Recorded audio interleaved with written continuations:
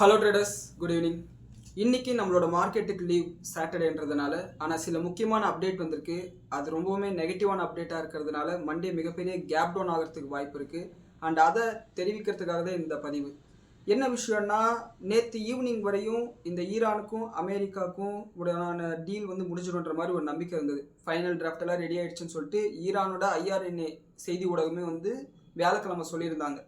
ஆனால் நேற்று ஈவினிங்க்கு மேலே ஒரு 8 மணிக்கு மேலே ஈரான் தரப்புலேருந்து சில அஃபிஷியல் ஸ்டேட்மெண்ட் என்ன வருதுன்னா, நாங்கள் இந்த மாதிரி ஃபைனல் டிராஃப்டெல்லாம் எதுவும் ரெடி பண்ணலை. பாகிஸ்தானோட ஆர்மி சீஃப் அசிம் முனீர் வராருன்னா ரீஜனல் டென்ஷன்ஸை தணிக்கிறதுக்கு தான் தவிர நாங்கள் வந்து ஃபைனல் டிராஃப்டெல்லாம் எதுவும் இன்னும் தயாரிக்கலன்ற மாதிரி சொல்லிட்டார். அண்ட் இதை தொடர்ந்து இன்றைக்கி மத்தியானம் வந்த அப்டேட் என்னென்னா, பிரசிடென்ட் ட்ரம்ப் வந்து ஈரான் மேலே புது ஸ்ட்ரைக்ஸை தொடங்குறதுக்கு பிளான் பண்ணிகிட்டு இருக்காருன்னு சொல்லிட்டு சில அப்டேட் வருது. அண்ட் இதுக்கு ஈரான் வந்து பயங்கரமாக ரெஸ்பான்ஸ் பண்ணியிருக்காங்க. என்னென்னா, அமெரிக்காவுக்கு வேறு வழி இல்லை, எங்களோட டிமாண்ட்ஸுக்கு ஒத்துக்கோங்க, அப்படி இல்லையானா மறுபடியும் பல தோல்விகளை நீங்கள் சந்திப்பீங்க அப்படின்னு சொல்லிட்டு ரெஸ்பாண்ட் பண்ணியிருக்காங்க. அது மட்டும் இல்லாமல் அவங்களோட வான்பரப்பை க்ளோஸ் பண்ண ஆரம்பிச்சிட்டாங்க மறுபடியும். அண்ட் இதன் காரணமாக வந்து பார்த்திங்கன்னா மறுபடியும் எஸ்கலேஷன் ஆகிட்டு இருக்கு. அண்ட் நேற்றுலேருந்து பாகிஸ்தானோட அசிம் முனீர், ஈரானோட ஃபாரின் மினிஸ்டர், பிரசிடென்ட் எல்லாருக்கிட்டையும் பேசிகிட்டு இருக்காங்க. ஈரானோட ஃபாரின் மினிஸ்டர் ஒமன், துருக்கி, ஈராக் மாதிரியான நாடுகள் கூட பேசிகிட்டு தான் இருக்காங்க. கண்டினியூஸாக வந்து நெகோஷியேஷன்ஸ் போயிட்டே இருக்குது. பார்க்கலாம், நாளைக்கு ஈவினிங்குள்ளார பாசிட்டிவ் அப்டேட் எதுவும் வரலைன்னா மண்டே 1% அளவுக்கு நம்மளோட மார்க்கெட் கேப் டவுனில் ஓப்பன் ஆகிறதுக்கு வாய்ப்பு இருக்குது. காரணம் என்னென்னா, ஃப்ரைடேவும் சரி வியாழக்கிழமையும் சரி நம்மளோட மார்க்கெட் ரெக்கவர் ஆனதுக்கு, குளோபல் மார்க்கெட் பாசிட்டிவ் வந்ததுக்கு காரணம் ஃபைனல் டிராஃப்ட் ரெடி பண்ணிட்டாங்க, பிரச்சனை முடிய போகுதுன்ற ஒரு நம்பிக்கை தான். அண்ட் அந்த நம்பிக்கை வந்து மறுபடியும் வந்து சல்லியாக உடையதுன்னும் போது வேறு வழி இல்லை. அண்ட் இன்றைக்கி நான் சூப்பர் மார்க்கெட்டுக்கு போயிருந்தேன்.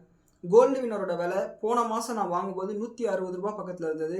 இப்போ 172 ரூபா ஆயிடுச்சு. சமையலுக்கு யூஸ் பண்ணக்கூடிய சன்ஃப்ளவர் கோல்டு வினர் ஆயில் இருக்குது பார்த்தீங்களா, அந்த எண்ணெயோட விலை அதிகமாகிடுச்சு. இதை பற்றி நம்ம ஒரு வாரம் 10 நாள் முன்னாடியே பேசியிருந்தோம். இந்தோனேஷியாவில் பாம் ஆயிலை ஏற்றுமதி பண்ணுறதுக்கு சில தடைகளை வந்து அந்த நாட்டோட அரசாங்கம் விதிச்சிருக்காங்க அப்படின்னு சொல்லிட்டு நம்ம பேசியிருந்தோம். அண்ட் அதன் காரணமாக பாம் ஆயிலோட விலை அதிகமாக போகுது. அண்ட் அது மட்டும் இல்லாமல் நம்மளோட பிரைம் மினிஸ்டர் 2 வாரத்துக்கு முன்னாடி, போன ஞாயிற்றுக்கிழமை இல்லாமல் அதுக்கு முன்னாடி ஞாயிற்றுக்கிழமை தெலுங்கானாவில் ஹைதராபாத்தில் பேசும்போது சமையல் எண்ணெயும் கூட கம்மியாக யூஸ் பண்ணுங்கள், தங்கத்தை வாங்காதீங்கன்னு சொன்னார். சமையல் எண்ணெயும் கம்மியாக யூஸ் பண்ணுங்கன்னு சொன்னார்.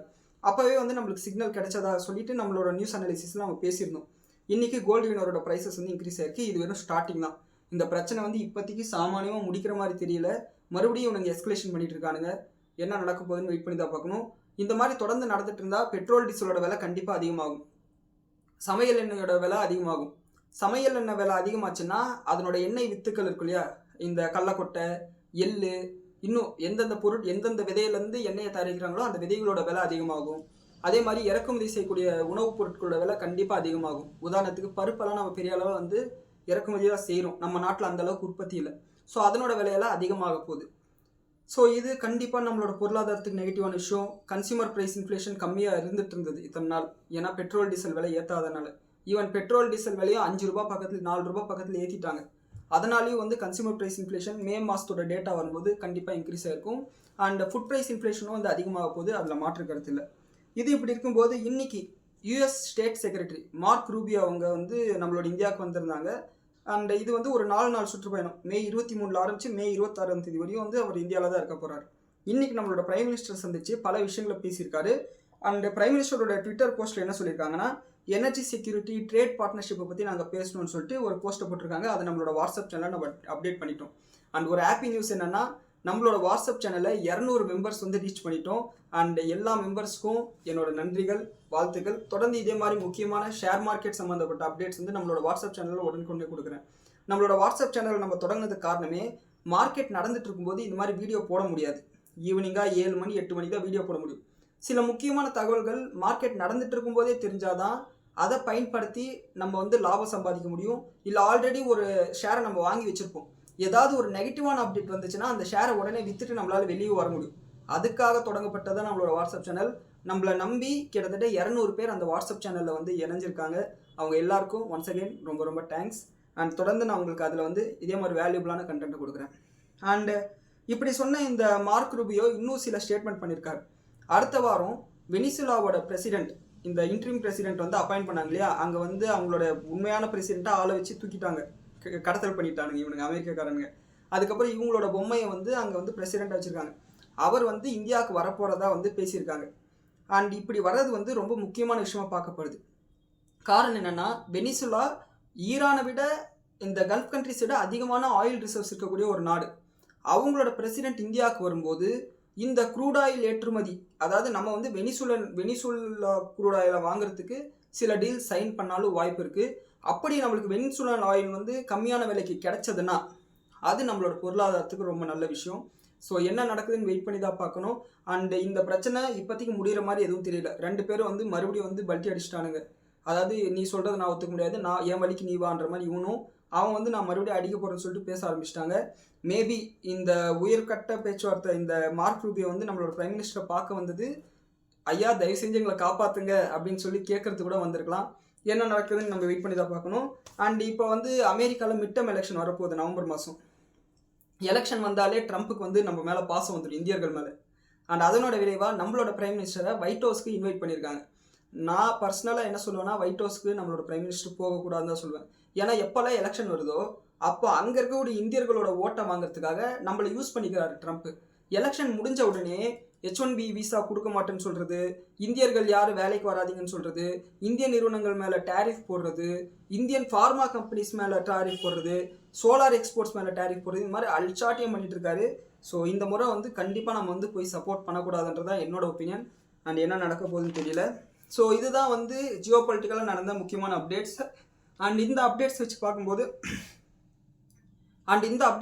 பார்க்கும்போது இந்த டீல் வந்து இப்போதைக்கு சைன் ஆக போகிறது கிடையாது. அண்ட் மே மந்த்தும் நம்ம நெகட்டிவாக தான் முடிக்க போகிறோம். அதுதான் இப்போதைக்கு இருக்கிற கண்டிஷன்.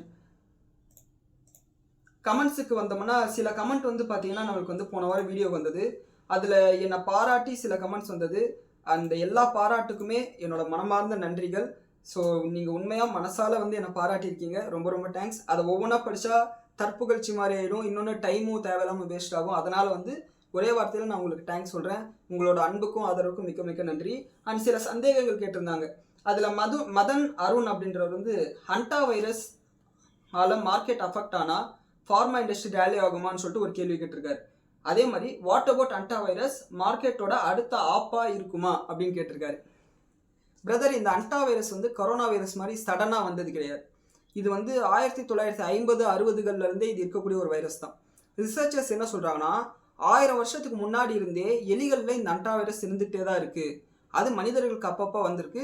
ஃபஸ்ட்டு ரெக்கார்டட் இன்ஃபெக்ஷனாக வந்து பார்த்திங்கன்னா வியட்நாம் போரில் வந்து ஹண்டா ரிவர்லேருந்து இந்த வைரஸ் வந்து தொற்று ஏற்பட்டதுனால இது ஹண்டா வைரஸ்ன்னு சொல்லிட்டு சொல்ல ஆரம்பிச்சிருக்காங்க. இது வந்து எலிகள்லேருந்து மனுஷங்களுக்கு பரவக்கூடிய ஒரு வியாதி. ஆஸ் ஆஃப் நோ இந்தியாவில் யாருக்கும் இது வந்து பாதிச்சிருக்கு அப்படின்னு சொல்லிட்டு ரெக்கார்டு இல்லை. அண்ட் அது மட்டும் இல்லாமல் ஃபார்மா கம்பெனி ஸ்டாக்ஸ் வந்து ரேலி ஆகுமான்னு கேட்டிருக்கீங்க. இதில் முக்கியமான விஷயம் என்னென்னா, இந்த ஹண்டா வைரஸ்க்கு குறிப்பிட்ட மெடிசன் எதுவும் கிடையாது.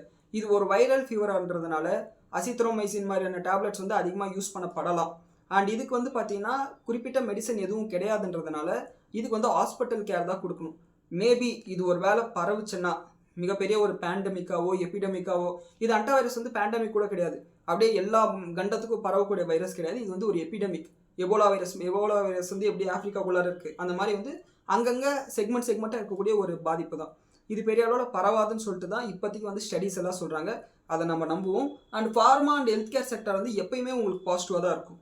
இண்டெக்ஸ் லெவலில் உங்களுக்கு வந்து அது பெரிய அளவில் ஏர்லியானா கூட குறிப்பிட்ட சில ஸ்டாக்ஸில் நீங்கள் இன்வெஸ்ட் பண்ணும்போது அதோட ப்ராஸ்பெக்டஸ், அதோட பிஸ்னஸ், அதனோட பர்ஃபார்மன்ஸை பார்த்து நீங்கள் இன்வெஸ்ட் பண்ணிங்கன்னா நல்ல லாபத்தை இருக்கலாம். அதில் மாற்றுக்கிறது இல்லை. அது வைரஸ் வந்தாலும் சரி வரலனாலும் சரி.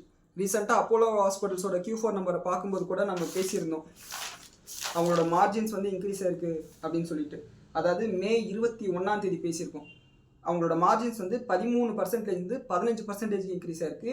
லாபம் 390 கோடியிலேருந்து 530 கோடிக்கு. போன வருஷத்தோட Q4ல 390 கோடி பண்ணாங்க, இந்த வருஷம் 530 கோடி பண்ணியிருக்காங்கன்னு சொல்லியிருந்தோம். ஸோ ஹாஸ்பிட்டல் ஸ்டாக்ஸ், ஃபார்மா கம்பெனின்னு நீங்கள் தாராளமாக இன்வெஸ்ட் பண்ணலாம். அது ஃபேர் வேல்யூவில் இருக்கா அப்படின்றத பார்த்துட்டு இன்வெஸ்ட் பண்ணணும். அவ்வளோதான் பிரதர். நவீன் அப்படின்றவர் வந்து பார்த்தீங்கன்னா ஒரு கமெண்ட் போட்டிருந்தார். ஏசி ஸ்டாக்கை பற்றி சொல்லுங்கன்னு சொல்லிட்டு ஒரு கமெண்ட் போட்டிருந்தார். ஏஇசி ஸ்டாக்கை பற்றி சொல்லுங்கன்னு சொல்லிட்டு ஒரு கமெண்ட் போட்டிருந்தார். பிரதர், எனக்கு இந்த ஸ்டாக்கை பற்றி தெரியாது. இது வந்து என்னோடய வாட்ச் லிஸ்ட்டில் இல்லை. நம்ம நியூஸ் அனாலிசிஸில் நம்ம இந்த ஸ்டாக்கை பற்றி பேசினதில்லை. அண்ட் நான் வந்து சர்ச் பண்ணி பார்க்கும்போது ஏசிஇ அப்படின்னு ஆரம்பிக்கக்கூடியதில் நிறைய கம்பெனிஸ் இருக்குது. ஏஇசின்னு சொல்லிட்டு சில மைக்ரோ கேப் கம்பெனி, அது லிட்ரலாக ட்ரேடே ஆகாத கம்பெனிஸ். ஸோ குறிப்பிட்ட அந்த ஸ்டாக் வந்து என்னன்னு சொல்லிட்டு எனக்கு கிளாரிட்டி இல்லாதனால அதை பற்றி என்னால் பேச முடியல. நீங்கள் வந்து நான் ரிப்ளைவும் பண்ணியிருக்கேன் உங்களோட கமெண்ட்டுக்கு. அந்த ஸ்டாக்கோட ஃபுல் நேம் சொல்லுங்கள், அப்போ தான் என்னால் அதை பற்றின ஒப்பீனியன் சொல்ல முடியும்னு சொல்லிட்டு. ஸோ இதுதான் நம்ம வீடியோக்கு வந்து முக்கியமான கமெண்ட்ஸ். அண்ட் அது மட்டும் இல்லாமல் ஒரு நண்பர் வந்து எல்என்டி ஷேரை பற்றி சொல்லுங்க அப்படின்னு சொல்லியிருந்தார். அவர் சரவணன் சக்கரபாணி அப்படின்றவர் வந்து பார்த்தீங்கன்னா எல்என்டி ஸ்டாக்கை பற்றி சொல்லுங்கன்னு சொல்லியிருந்தார். சார், போன வாரத்தில் எல்என்டி பற்றின பெரிய அப்டேட்ஸ் எதுவும் வரலை. அவங்களுக்கு பெரிய ஆர்டர்ஸ் கிடச்சிருக்குன்னு சொல்லிட்டோ இல்லை வேறு ஏதோ ஒரு நியூஸோ எதுவும் வரல. இந்த மிடில் ஈஸ்ட் பிரச்சனை இருக்கிற வரையும் அவங்களுக்கு வந்து ஒரு ப்ரெஷர் இருக்க தான் செய்யும். கிட்டத்தட்ட ஒரு 30-40% பிஸ்னஸ் ரெவன்யூ வந்து மிடில் ஈஸ்ட்லேருந்து இவங்களுக்கு கிடச்சிட்டு இருக்கு. காரணம் வந்து அங்கே கன்ஸ்ட்ரக்ஷனாக இருக்கட்டும், இந்த ஆயில் பைப்லைன்ஸ் போடுறதா இருக்கட்டும், வாட்டர் ரிஃபைனரியாக இருக்கட்டும், இந்த மாதிரி பல ப்ராஜெக்ட்ஸ் வந்து அங்கே மிடில் ஈஸ்ட்டில் பண்ணிட்டு இருக்காங்க. அந்த ப்ராஜெக்டில் வரும் நாட்களில் பணம் ரிகவர் ஆகுமா, இல்லை ஆல்ரெடி பண்ணிட்டு இருக்கிற ப்ராஜெக்டில் ஏதாவது டேமேஜஸ் இருக்கான்னு சொல்லிட்டு ஒரு சின்ன பயம் மார்க்கெட்டுக்கு இருக்குது. ஆனால் ஓவராலாக பார்க்க போனால் எல்என்டின்றது வந்து ஒரு சூப்பர் மார்க்கெட் மாதிரின்னு வச்சுக்கோங்களேன். அங்கே எல்லா பிஸ்னஸுமே நடக்கும், சரிங்களா? அதனால் நீங்கள் எல்என்டியில் தாராளமாக இன்வெஸ்ட் பண்ணலாம். அண்டு அப்பப்போ வந்து பார்த்தீங்கன்னா எஸ்ஐபி மாதிரி இன்வெஸ்ட் பண்ணுங்கள், அது நல்லது. ஏன்னா விலை நீங்கள் தாராளமாக வாங்கலாம் எல்என்டி. அண்ட் அதுதான் என்னோட ஒப்பீனியன். போன வாரத்தில் வந்து எல்என்டி ஸ்டாக்ஸை பற்றின பெரிய அப்டேட்ஸ் எதுவும் வரல சார். அதுதான் என்னோட ரெஸ்பான்ஸ் இந்த கமெண்ட்டுக்கு. அண்ட் எல்லா கமெண்ட்ஸுக்கும் வந்து பார்த்தீங்கன்னா ரிப்ளை பண்ணியாச்சு. அண்ட் நம்ம வந்து வெயிட் பண்ணி தான் பார்க்கணும், நாளைக்குள்ளார வந்து ஏதாவது பாசிட்டிவ் அப்டேட் வருதா இல்லையான்னு சொல்லிட்டு. அப்படி இல்லையானா நம்மளோட மார்க்கெட் நெகட்டிவாக தான் முடியும். அண்ட் நம்மளோட கிஃப்ட் நிஃப்டி பார்த்தோம்னா வெள்ளிக்கிழமை அமெரிக்கன் மார்க்கெட் முடிகிற தருணத்தில் வந்து நம்மளோட மார்க்கெட் 3:30 மணிக்கு க்ளோஸ் ஆச்சு இல்லையா, அதுக்கும் இதுக்கும் கம்பேர் பண்ணும்போது கிட்டத்தட்ட 50 பாயிண்ட் அளவுக்கு கேப் டவுன்னு சொல்லிட்டு நம்மளோட கிஃப்ட் நிஃப்டி இண்டிகேட் பண்ணுது. ஈவன் அமெரிக்கன் மார்க்கெட் கூட வந்து பார்த்தீங்கன்னா ஒரு மணிக்கு மேலே ஒரு 12:30 மணிக்கு மேலேயே வந்து ப்ராஃபிட் புக் ஆக ஆரம்பிச்சிது. ஒரு அன்சர்டனிட்டி காரணமாக கோல்டு ப்ரைஸஸ் ஒரு $30 அளவுக்கு பர் அவுன்ஸுக்கு வந்து விழுந்தது. ஸோ என்ன ஏதுன்னு சொல்லிட்டு நம்ம வெயிட் பண்ணி தான் பார்க்கணும். அண்ட் க்ரூட் ஆயிலோட விலை வந்து $104 இருக்குது. அண்ட் அன்னைக்கு வெள்ளிக்கிழமை வந்து இன்ட்ராடேல $101 வரைக்கும் போயிட்டு மறுபடியும் வந்து ஏறிடுச்சு. காரணம் வந்து பார்த்தீங்கன்னா இவனுக்கு மறுபடியும் பல்ட்டி அடிச்சதுனால தான். நாளைக்குள்ளார எதுவும் பாசிட்டிவான அப்டேட் வரலையானா மண்டே நம்ம மறுபடியும் ஒரு கேப் டவுனை சந்திப்போம். அது 0.5% 1% வரையும் இருக்கிறது கூட வாய்ப்பு இருக்குது. அண்ட் மேற்கொண்டு ஏதாவது அப்டேட் இருந்துச்சுன்னா நாளைக்கு வீடியோவில் பேசுகிறேன். அண்ட் அடுத்த வாரம் மார்க்கெட் எப்படி இருக்க போகுது, அடுத்த வாரம் முக்கியமான ஈவெண்ட்ஸ் ஏதாவது இருக்கான்றதை பற்றி நாளைக்கு வீடியோவில் பார்ப்போம். அண்ட் இந்த வீடியோ பற்றின உங்களோட கருத்துக்களை கீழே கமெண்ட்டில் சொல்லுங்கள். நன்றி, வணக்கம்.